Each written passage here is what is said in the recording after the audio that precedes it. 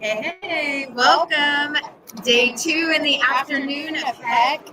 It's almost time for the annual meeting, but before, we have a very special guest with us today. I'll let Brad introduce himself. We're excited to have Brad with us. Thank you. I'm Brad Haag. I'm the Director of Educational Technology with the Indiana Department of Education. And Brad, I know we've had you on the podcast in years past, but we always love that you're willing to come back and talk to us because technology moves pretty quick, and all the great things you're doing with the state. There's always a good time to have you on here and talk to our people about what those opportunities are and how thankful we are for those opportunities. So thank you. Sing your praises anywhere I can. All right, so cybersecurity. Big picture stuff. Cybersecurity is evolving, and it always is evolving. So, what's new or emerging threats are you seeing schools face this year, and how's Indiana adapting its strategy to stay ahead? Yeah, it's really ironic. We had been seeing some really major attacks where basically a full-blown ransomware attack that takes down everything in the district. And this year, it's been a weird pivot back to those old days when folks enjoyed stealing individual users' email accounts and then using those to phish other people or send threats to other people and try to get them to click on things or provide information.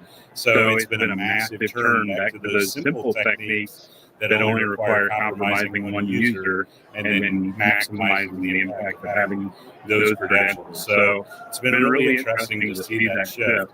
So obviously, the know-before stuff and the professional development that we've been doing for years is paying dividends because it is getting caught far more often now. If it's not the first person that gets hit, it's the subsequent people that get messages from that person.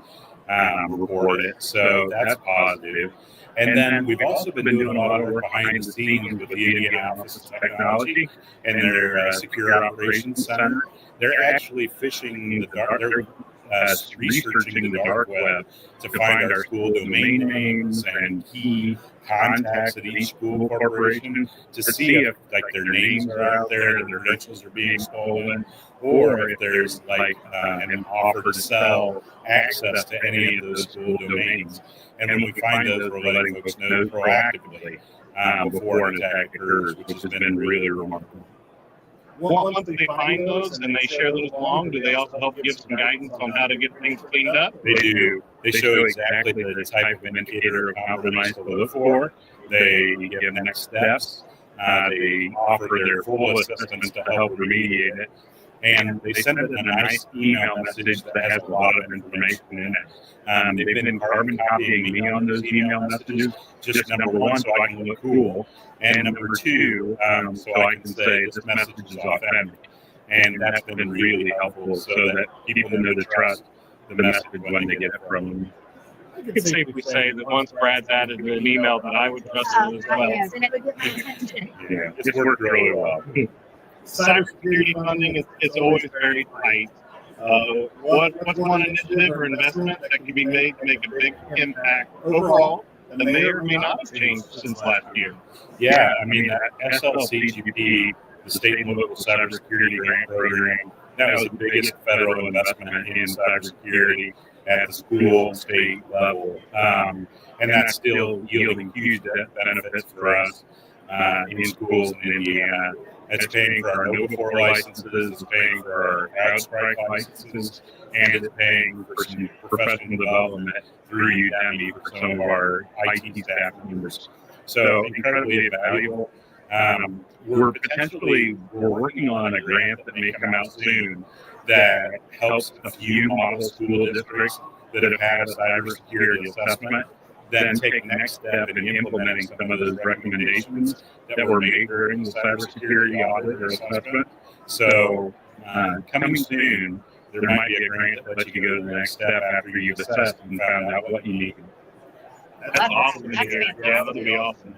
As one that's done the cybersecurity assessment, I would still say even if there's no grant involved, to do it. Make that first initial step. It's good to see that paper, and the plan that we were given back has really been helpful. Excellent. I think too, smaller districts, Indiana has a lot of small districts, limited IT staff. How are you able to help them keep up with cybersecurity best practices?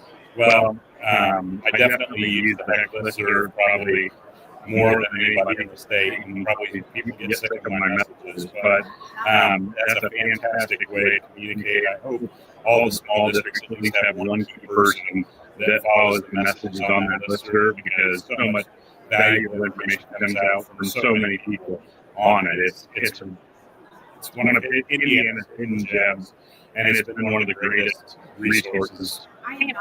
I don't always speak that language, but I follow that listserv. I've learned a lot.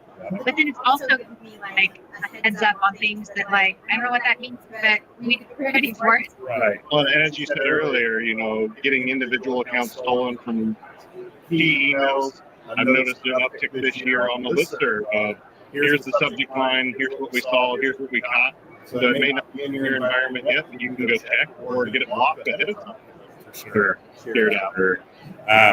I found out about a brand new resource last week, and I'm so excited about it. The governor's, the Indiana Executive Council on Cybersecurity had a big meeting Friday, and Friday the National Guard announced the Indiana National Guard is starting a Cyber Corps program. It's for volunteers who have cybersecurity skills that would like to serve and help others in a crisis. And so school IT professionals that have attained some cybersecurity certifications can volunteer to help when someone's had a cyber attack and help the recovery process. And schools, because they're critical infrastructure, can request help from the National Guard to bring that group in and help during a cybersecurity incident. So it was created in legislation several years ago. I totally missed it. And they are now getting to the point where they're really close to getting it launched. So I have a call next week with the team that's in charge of that. But what an incredible opportunity that's going to be for schools and for school ITs that want to get back. And the support that you're going to get after an event, that's when you need it. That's absolutely when you need it. So if you had a magic wand, you could be, everybody's fairy godfather. What? If you could give every Indiana school one piece of cybersecurity wisdom, what would that be? One piece of cybersecurity wisdom. Well, I might need to have that imperious power so I can actually influence people. But I would want the school IT team to be able to count on the school leadership team to be part of the discussion. I would want it to be a broad-based group that has everybody that's needed to respond to an attack. So I would want them all to be participating in the planning process so before an attack occurs, so that when an attack occurs, everybody knows what their role is and everybody knows how to support each other to get through it. Nobody likes going through an attack. It's embarrassing. People are throwing daggers at the school corporation. People want to know when essential services are going to be reopened. It takes a team to come together in those moments and to support each other and to know what their role is. So we last year created 2 templates. We created an incident response plan, and then we created a cybersecurity planning document. Those 2 documents are on our website and they're completely free to use.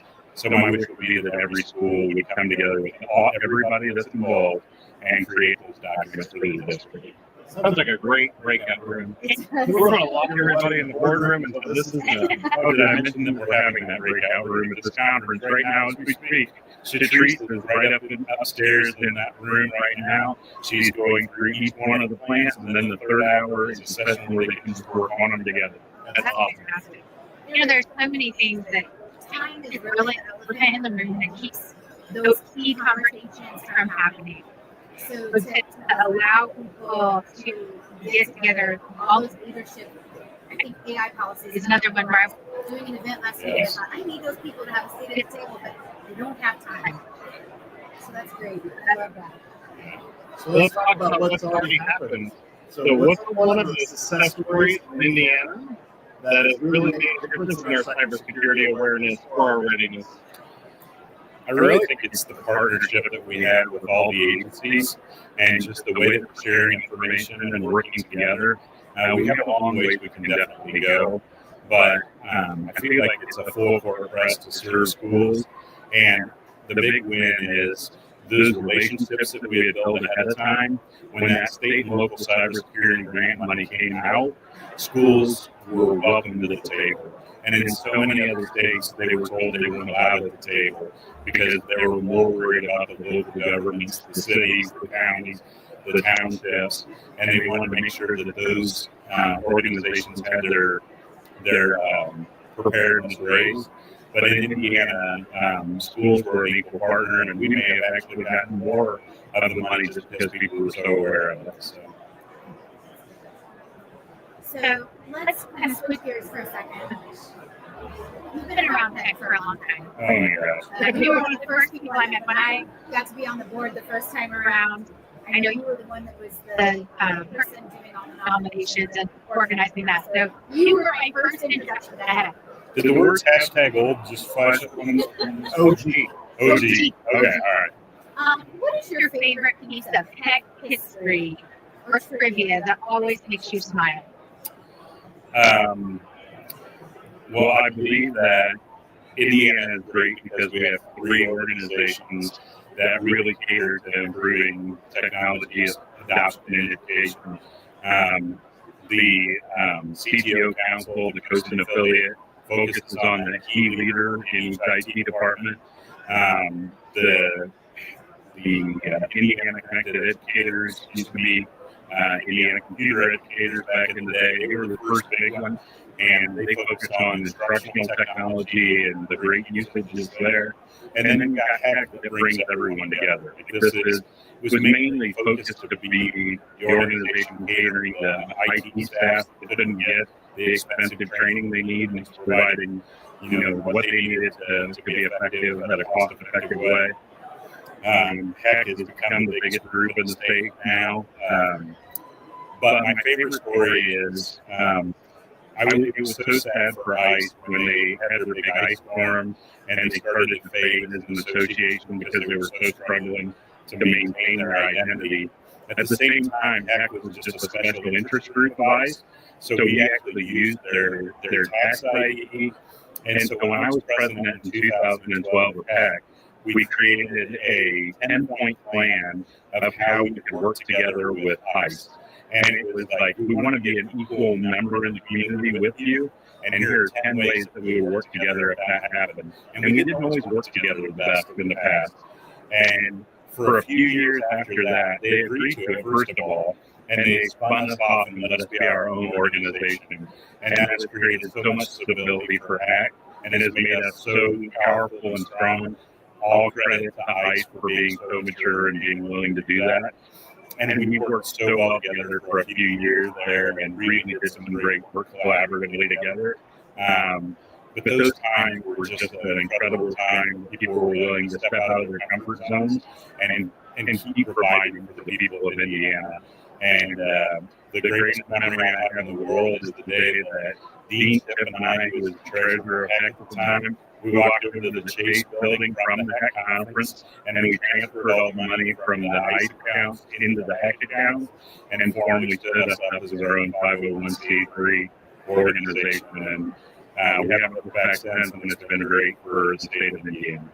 Think of the countless hours of training that have happened since then. I have to take all the sessions and add them together. It's crazy. It's crazy. Such a collaborative group of people too. Oh man! I tell people all the time, it's the most special group I've ever been privileged to be around. Yeah. And it leads to a lot of connections that are year-round. It's not just at the conference. I know there's people that I've met at the conference or met from being here that I call on a fairly regular basis. And Google Chat made that even worse. I have to write it by keyword, right? Yeah. It's crazy.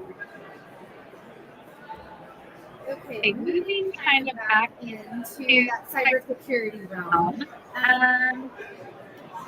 If we think about the Indiana DOE and the IoT cybersecurity teams have received some national recognition, for their work? What do you think truly sets your approach? You can answer that question.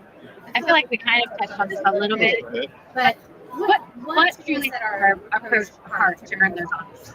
I think what Governor Holcomb recognized us for was the fact that we actually went out into the state as a cross-agency team and went to every county in the state and had those conversations about things that people needed to know.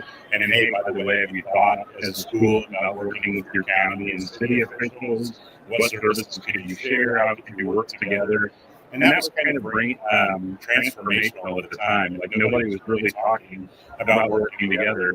And just from getting to work with cities and counties, you learn that they've, over the years, built silos to protect themselves. Like, they have separate budgets, separate systems. So to get them to start talking about collaboration is a powerful thing. And then for schools to be at the table is just an incredible blessing. We're already having those discussions with school safety. So it's like bringing a lot of the same people to the table that talk about cybersecurity and this one. Love that. You know, that's cybersecurity, the IoT. Indiana is special in those connections they've helped yours make, and then taking these groups and linking them together. When I go to conferences around the country, that doesn't happen in other states, and they're envious of what we have here. And I think that really says a lot about Indiana. It's a very special place. I was just going to say, we stand on the shoulders of Kansas and we stand on the shoulders of these other early adopters that really built that. You know, we've been talking about people that were instrumental in the foundation of HECC, and BJI was the forerunner even to Kansas. BJI created the Learning with Leadership Training for Technology Coordinators in 1997, 1998. LTTC, and she was bringing technology directors down to the IU campus and teaching them how to be collaborative and how to use technology to improve instruction. It just goes so far back. With all those connections, all those pieces snapping together, how do you see cybersecurity and education evolving over the next several years? I'm really excited because I think that all of our new cybersecurity pathways from the CTE programs, I think all the students starting to pursue cybersecurity while they're in high school as a potential career, using the career savings accounts to pursue maybe IT certifications and cybersecurity. All of that's going to come together in a perfect storm, and we're going to get kids that are fully trained up and ready to serve. And whether it's through internships in schools, internships in businesses, they're going to come out ready to work in the private sector. And I think we're going to have a lot more resources and support than we have currently. That's great skills for our students to be learning. And I think you can feel it being around our high school that kids are starting, or students are starting to really embrace some cybersecurity hygiene. Yeah, the Governor's Executive Council on Cybersecurity actually just went to an esports event to advertise how they could be pursuing careers in cybersecurity. And the response was huge. The kids were like, I can get paid for this? Yes, you can. And you can get paid a lot. And so they're excited. Like, they're already building those connections. There's a consortium of colleges that are now putting together programs and are really close to getting some state money to support that internship program and finding industry partners that will take college and high school students into their businesses as part of the training process. And Henderson is leading that collaborative. So small college doing really great work. So earlier you kind of talked about getting all the key players in the room, hashing it out. What's your go-to strategy in helping teachers understand why cybersecurity isn't just IT, that it is the whole school's responsibility? Yeah, nobody likes multi-factor authentication or doing extra processes. Most certainly the first grade teacher that I was with, she is not a fan, and I get it.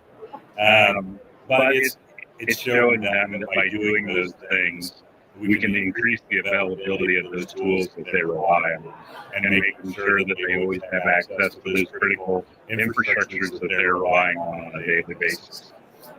So knowing the why is always the key to so many things. Definitely in cybersecurity, knowing the why is the key path to understanding. Information, Brad. It's always good to chat. As we get ready to kind of wrap it up, I mean, let's kind of go in. We have a little rapid fire and just a thought process for you. So, what's your best resource for cybersecurity training for students? For students? No, just cyber. I think everything in Nova 4 is great. Top tip on a strong password management or MFA adoption? Well, at the state we use Microsoft, and it's there for a lot of districts. So I would say Microsoft. What's one red flag the school district might have a hidden security risk? Increased traffic, decreased access to resources. One cyber movie or TV show that actually gets it right. Or maybe close. Well, yeah, here, or maybe war games. The Whopper's alive. Better get tic-tac-toe out. Shall we play a game? All right. So who's somebody you admire in EdTech or cybersecurity, and why? When I first started at the DOE, Tad Stahl was the first partner I reached out to in another agency, and he immediately embraced me. And he's a former state CISO for the state of Indiana. He's still working at IoT. He's an incredible partner and a fantastic guy, and has become an amazing friend. And of course, who's your favorite tech board member this year? Wow. Well, it's probably the two sitting in front of me because they have the full power of what to ask me next. So they're definitely my favorite. I'm on the board this year. I'm on the ballot. You'll always be on the board as far as I'm concerned. On the ballot, that's a vote for. Well, we come shortly. Hey, with that note, though, I do appreciate you asking me to come back and be a part of the podcast because I love to talk. I love to do things like this, and that's pretty special. So I appreciate that opportunity. I'll tell you what, the favorite board member that's no longer with us is Carrie on back. I always appreciated how much love she showed other board members. We definitely miss her presence. And we give an award in her name every year. And she was one of the best. I enjoyed a steak and shake in her honor. Last night, it was the first thing I did when I got to town. That's awesome. Definitely a great person. Brad, I can't thank you enough for coming on with us and always answering questions and always answering my emails when I need help too, not just on a podcast. So, an absolute honor. Thanks so much for all you guys do. Well, we are excited. It's almost annual meeting time for in the ISD. Come and see the meeting, the awards, and do some more networking and get ready for day 3. And we have one more podcast coming up tomorrow morning. Make sure you tune in at 9 a.m. Until then, let's have a great day. See ya.